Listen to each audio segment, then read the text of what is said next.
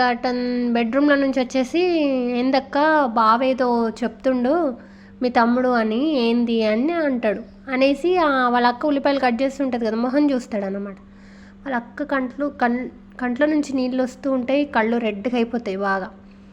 అయ్యో అక్క ఏడుస్తున్నావా, ఏమైంది, బావేమన్నా అన్నాడా, కొట్టిండా, ఏమైంది చెప్పు చెప్పు అని టెన్షన్గా అడుగుతూ ఉంటాడు.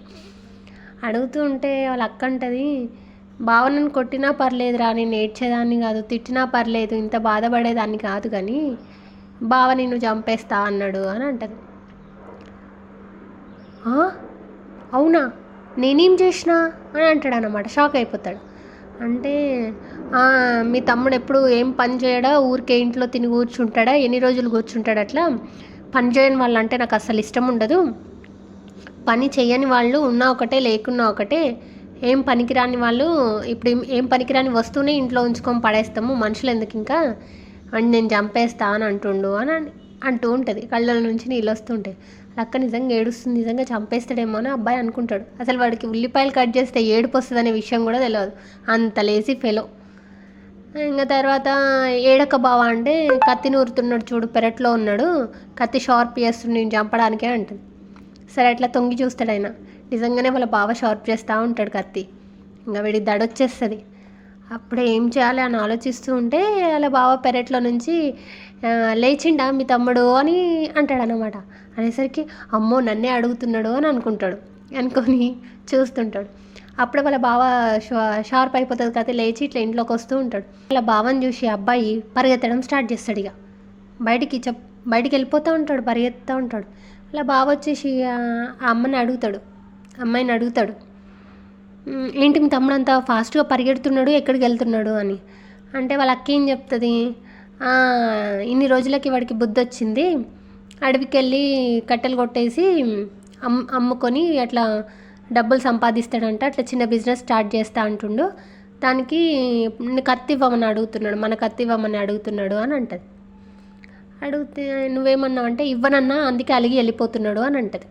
అంటే అయ్యో పిచ్చిదన్న, ఇన్ని రోజులకి మీ తమ్ముడికి పని చేయాలని ఇంట్రెస్ట్ వచ్చినప్పుడు కత్తి ఇవ్వనని ఎందుకు చెప్పినావు, ఇచ్చేసి అయిపోతుండే కదా అని అలా బావ అంటాడనమాట. అనేసి ఉండు నేను ఇచ్చేసి వస్తా అని చెప్పేసి వెనకాలనే కత్తి పట్టుకొని తీసుకొని పరిగెడతా ఉంటాడు. వాళ్ళ తమ్ముడు వెనకకి తిరిగి చూస్తాడు, వీళ్ళ బావ కత్తి పట్టుకొని పరిగెత్తుకు రావడం చూస్తాడు. చూసి అమ్మో మా బావ నన్ను చంపడానికే వస్తున్నా వెనకాల, ఇంకా నేను ఈడున్నాను అనుకో నన్ను చంపేస్తాడు ఎట్లయినా అని చెప్పేసి ఫాస్ట్గా పరిగెడతా ఉంటాడు. ఈయన వెనకాల పరిగెడతా ఉంటాడు. పరిగెత్తుకుంటూ వాళ్ళ ఊరికి వెళ్ళే బస్సు ఉంటుంది అన్నమాట. ఆ బస్ని రన్నింగ్లో ఎక్కేసి చెప్తాడు, బావా నేను మంచి పని చేసుకొని బతుకుతా, ఏదో ఒక పని చేసుకుంటా, నేను చంపొద్దు అని అరుస్తాడు. దూరంగా ఉంటాడు కదా, ఈయనకి సరిగ్గా వినిపించదు అన్నమాట. నేను పని చేసుకొని బతుకుతా, నేను మా ఊరు వెళ్ళిపోతున్నా అని గట్టిగా అరుస్తాడు. అప్పుడు ఆయన అనుకుంటాడు, అమ్మ పోనీలే ఎట్లనో అట్లా బస్సు ఎక్కేసి వాళ్ళ ఊరు వెళ్తుండు కదా, మంచి పని చేసుకొని బతుకుతా అంటుండు కదా, సెట్ అయిపోతాడులే అని చేసేదేం లేక ఇంకా తిరిగి ఇంటికి వస్తాడు. ఇంటికి వచ్చేసి వాళ్ళ అక్కతో చెప్తాడనమాట, మీ తమ్ముడు ఊరెళ్ళిపోయిండు, మీ ఊరు బస్సు ఎక్కేసిండు, ఊరెళ్ళికి ఏదో ఒక పని చేసుకొని బతుకుతా అని చెప్తుండు అని చెప్తాడనమాట. చెప్పేసరికి వాళ్ళ అక్కకి చాలా హ్యాపీ అనిపిస్తుంది. అరే పోనీలే ఏదో ఒక విధంగా అయినా సరే వాడు సెట్ అయిపోయింది, ఇక ఏదో ఒక పని చేసుకుంటాడు, భయంలో పడ్డాడు, ఇట్లయినా సెట్ అయిపోయిండని వాళ్ళ అక్క చాలా నవ్వుకుంటుంది అన్నమాట. అట్లా తను ఆలోచించే ఉపాయంతో వాళ్ళ తమ్ముడు సెట్ అయ్యేలాగా ప్లాన్ చేస్తుంది. ఇంతకుముందు మనం ఒక వీడియో చెప్పుకున్నాం ఇట్లనే, సంపాదన అనేది ప్రతి ఒక్కరికి ఇంపార్టెంట్ అని, సంపాదించాలని. అట్లనే మనము ఖాళీగా ఉంటే ఎప్పుడైనా సరే, మనం ఖాళీగా ఉన్నామనుకోండి మనకు అసలు విలువే ఉండదు. మనం ₹1 సంపాదించకుండా ఖాళీగా తిరుగుతూ ఉంటే అసలు ఎవ్వరు విలువ ఇయ్యరు, మనతో మాట్లాడరు, మనం చులకనగా చూస్తారు. అందుకే చిన్నదో పెద్దదో ఏదో ఒక పని ఖచ్చితంగా చేసుకోవాలి.